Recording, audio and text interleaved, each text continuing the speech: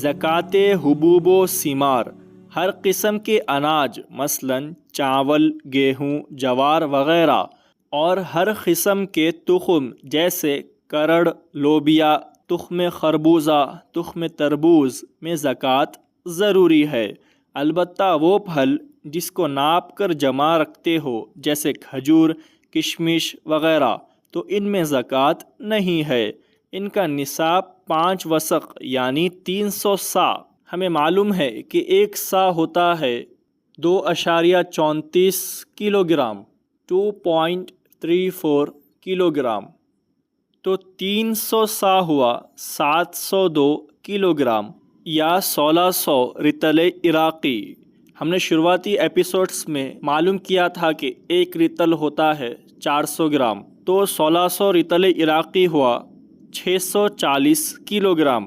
تو یہاں ہمیں معلوم چلا کہ زکوٰۃ حبوب و ثمار میں نصاب 640 سے 702 کلو گرام ہے، مگر حبوب و ثمار چھلنے یا بھوسے سے صاف کرنے کے بعد اور پھلوں کو سکھانے کے بعد نصاب کا حساب کیا جائے گا، اور اس کی مقدار عشر یعنی 10واں حصہ ہے۔ اس میں زکوٰۃ کے وجوب کے وقت آدمی کا مالک نصاب ہونا ضروری ہے۔ زراعت میں دانوں کے سخت ہونے پر اور پھلوں میں سختی نمودار ہونے پر وجوب ہے۔ اگر 1 سال میں 2 مرتبہ زراعت کرے یا درختوں کو پھل آئے تو سب کو ملا کر نصاب پورا کرنا چاہیے۔ زراعت یعنی کھیتی باڑی۔ زکوٰۃ شہد، وہ شہد جو اس کے ملک یا زمین میں پیدا ہو، اس کا عشر زکوٰۃ دے۔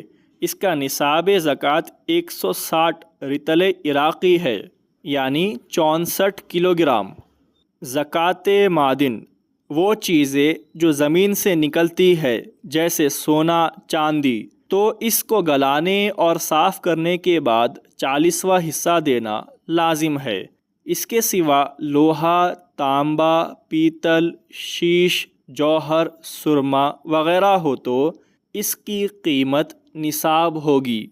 زکوٰۃ دفینہ، وہ دفینہ جو زمانہ جاہلیت سے اسلام سے پہلے زمانے کا رکھا ہوا ہو، یا ان کافروں کا جو اسے پانے سے پہلے گزر گئے ہو، تو اس میں نصاب شرط نہیں، تھوڑا ہو یا بہت 5واں حصہ دینا لازم ہے۔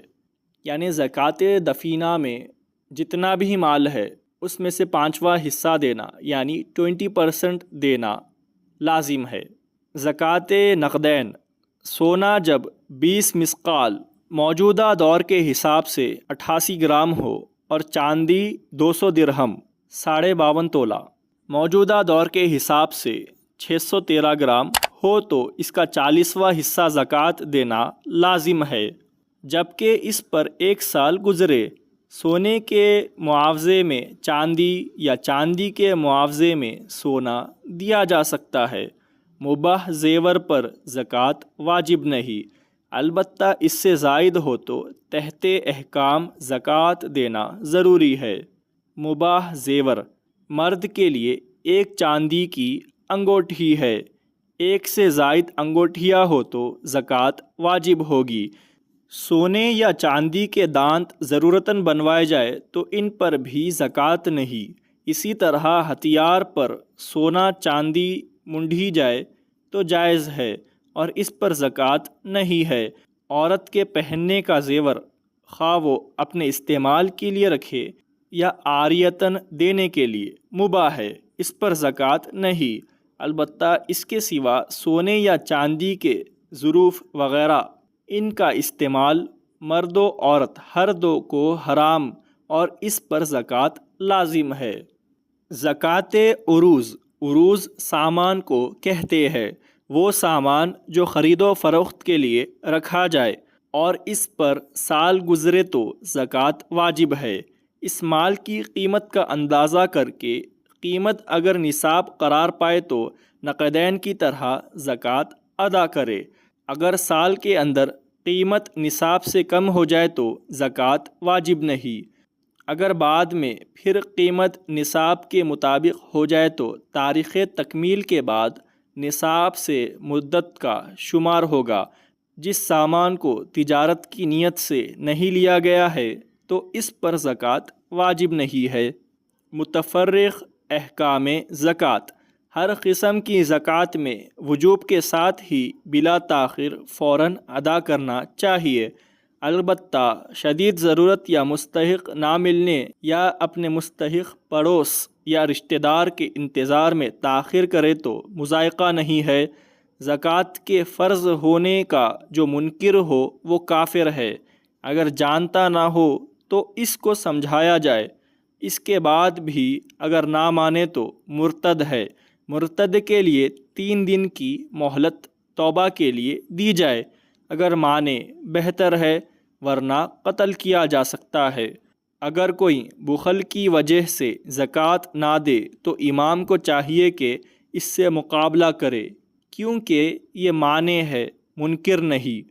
زکوٰۃ کی ادائیگی میں سنت یہ ہے کہ آشکارا دے اور خود اپنے ہاتھ سے تقسیم کرے تاکہ مستحقین کو پہنچنے کا یقین ہو۔ زکوٰۃ کی ادائیگی میں مکلف کو نیت ضروری ہے۔